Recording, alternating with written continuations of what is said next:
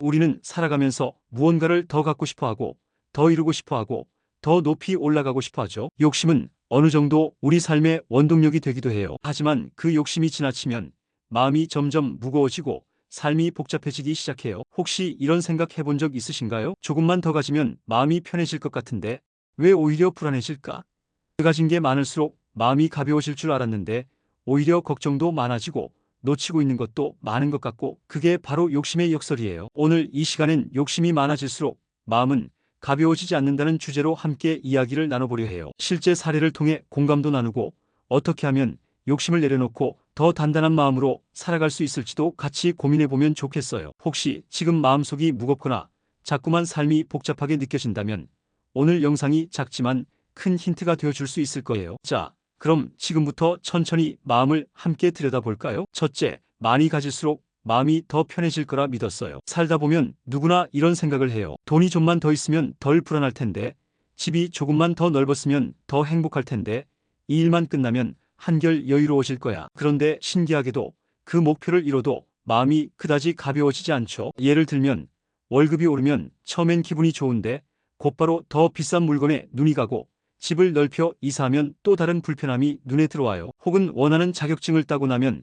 또 다음 목표가 생기고요. 욕심이 채워질 때마다 또 다른 욕심이 자리를 차지하니 마음이 편해질 틈이 없어진다는 걸 느끼게 돼요. 이런 마음의 구조를 잘 이해하면 욕심이 우리에게 여유를 주는 게 아니라 오히려 계속 달리게 만드는 동아줄이 될 수 있다는 걸 알게 돼요. 계속해서 뭔가를 채워야만 가치 있는 사람이 되는 것 같고, 멈추면 뒤처질 것 같아서 마음이 늘 긴장 상태로 머무르게 되려. 그래서 바람직한 방법은 지금 가진 것에 대한 감사를 자주 떠올려 보는 거예요. 지금 내가 가진 것 중에 감사한 건 뭐지? 라고 스스로에게 묻는 시간을 갖는 거죠. 욕심이 가라앉을수록 마음은 자연스럽게 가벼워지고 삶은 훨씬 여유로워집니다. 둘째, 욕심이 많을수록 선택이 어려워져요. 우리가 뭔가를 더 원하면 그만큼 선택지도 많아져요. 그런데 그 선택지가 많아질수록 마음은 오히려 더 복잡해지죠. 이걸 고르면 저건 놓쳐야 하나?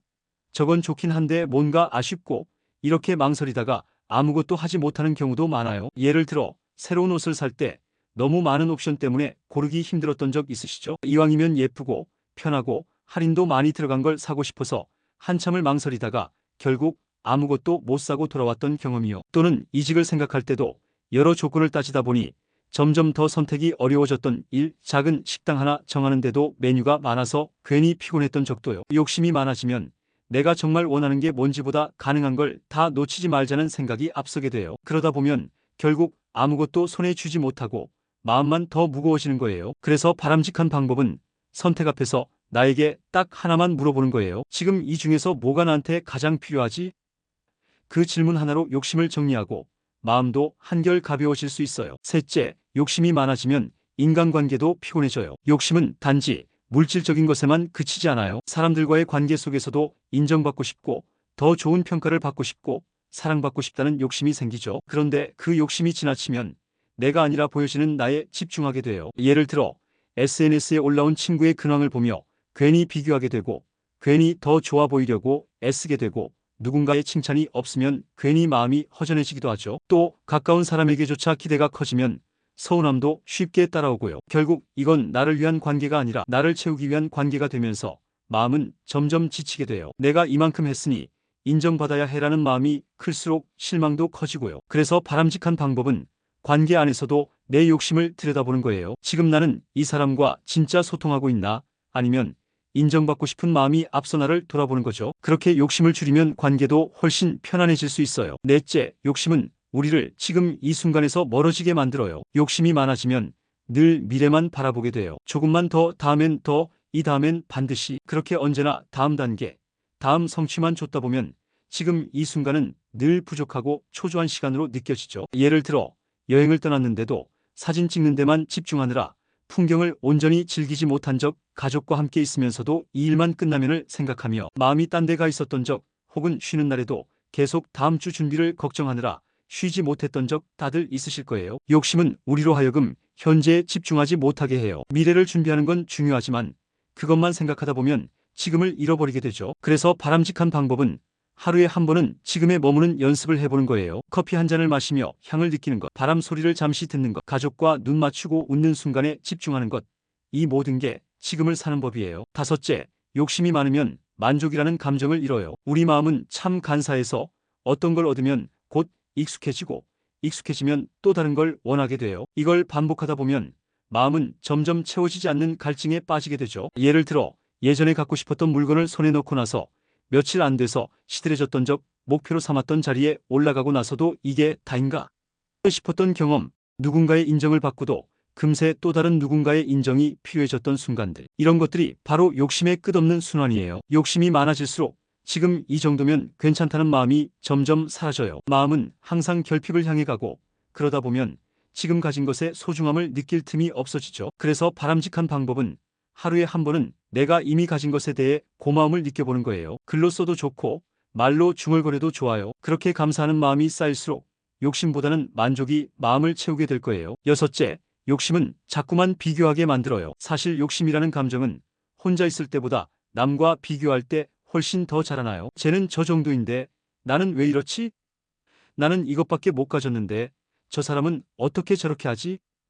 이런 마음이 들면 내가 가진 건 작아 보이고 남의 것이 더 커 보이기 시작해요. 예를 들어 친구가 새 차를 뽑았다는 소식에 갑자기 내 차가 초라하게 느껴졌던 적, SNS에서 누군가의 근사한 여행 사진을 보고 내가 사는 일상이 갑자기 따분해진 적, 같은 일을 하는 동료가 칭찬받는 걸 보고 괜히 초조해졌던 순간 다들 경험해 보셨을 거예요. 비교는 욕심을 부추기고 욕심은 다시 비교를 만들어요. 그 악순환 속에서 우리는 자꾸만 중심을 잃고 흔들리게 되죠. 그래서 바람직한 방법은 비교의 출발점을 바꾸는 거예요. 남과 비교하는 대신 어제의 나와 오늘의 나를 비교해 보는 거죠. 내가 얼마나 성장했는지, 얼마나 달라졌는지를 바라보면 마음이 한결 안정되고 욕심도 점점 잦아들게 돼요. 일곱째, 욕심은 몸과 마음을 함께 지치게 해요. 욕심은 생각만 많은 게 아니에요. 그걸 이루기 위해 몸까지 혹사하게 만들죠. 이 정도는 참아야지, 지금 힘들어도 나중엔 좋아질 거야 하며 무리하다 보면 어느 순간 몸도 마음도 지쳐버리게 돼요. 예를 들어 목표를 위해 밤새워 일한 끝에 탈이 났던 적, 더 많이 벌기 위해 휴일도 없이 달리다 결국 번아웃이 왔던 적, 타인의 기대를 채우려 애쓰다 감정적으로 완전히 바닥났던 순간들. 욕심이 만드는 피로는 몸보다 마음을 먼저 무너뜨려요. 그런 상태가 반복되면 어느 순간엔 아무것도 하고 싶지 않고 무기력해지고 자기 자신이 싫어지기도 하죠. 욕심이 너무 커지면 결국 나 자신을 돌볼 여유조차 사라지게 돼요. 그래서 바람직한 방법은 지금 나에게 가장 필요한 건 무엇을 더할까가 아니라 무엇을 덜어낼까라는 질문을 해보는 거예요. 욕심을 내려놓으면 그 자리에 회복과 여유가 찾아올 수 있어요. 여덟째, 욕심은 나를 조급하게 만들어요. 마음이 조급해지면 눈앞의 작은 실패에도 쉽게 무너지고 결과가 빨리 나오지 않으면 자꾸 조바심이 나요. 그리고 그 조급함은 결국 내 삶의 속도를 잃게 만들어요. 예를 들어 원하는 결과가 빨리 나오지 않아서 스스로를 채근했던 날들, 남들보다 느린 것 같아 괜히 조급했던 경험, 계획보다 늦어졌다고 스스로에게 실망했던 순간들. 욕심은 언제나 더 빨리, 더 많이, 더 완벽하길 바라기 때문에 지금의 나를 인정하기 어렵게 만들어요. 하지만 삶은 마라톤이지 단거리 경주가 아니에요. 한 걸음씩 천천히 가는 것도 충분히 의미 있고 아름다운 일이에요. 그래서 바람직한 방법은 나만의 속도를 존중해 주는 거예요. 빨리 가는 게 아니라 오래 가는 게 중요하다는 걸 마음에 새기면 욕심 대신 인내와 안정이 마음을 채우게 될 거예요. 아홉째, 무언가를 이루기 위해 앞만 보고 달리다 보면 정작 내 곁에 있던 중요한 것들을 지나쳐 버릴 수 있어요. 가족과의 시간, 나 자신을 돌보는 시간, 지금 누리고 있는 평범한 일상들 말이에요. 예를 들어 자식이 크는 걸 가까이서 보지 못한 채 일에만 몰두했던 시간, 건강을 잃고 나서야 그 소중함을 깨달았던 순간, 매일 마주치던 평범한 사람들과의 인사가 사라졌을 때 느꼈던 허전함. 욕심이 앞서면 이런 일들이 뒷전으로 밀리게 되죠. 하지만 삶은 결과만으로 채워지는 게 아니에요. 지금 내가 누리는 이 순간들이 쌓여서 결국 인생이 되는 거죠. 그래서 바람직한 방법은 하루에 단 몇 분이라도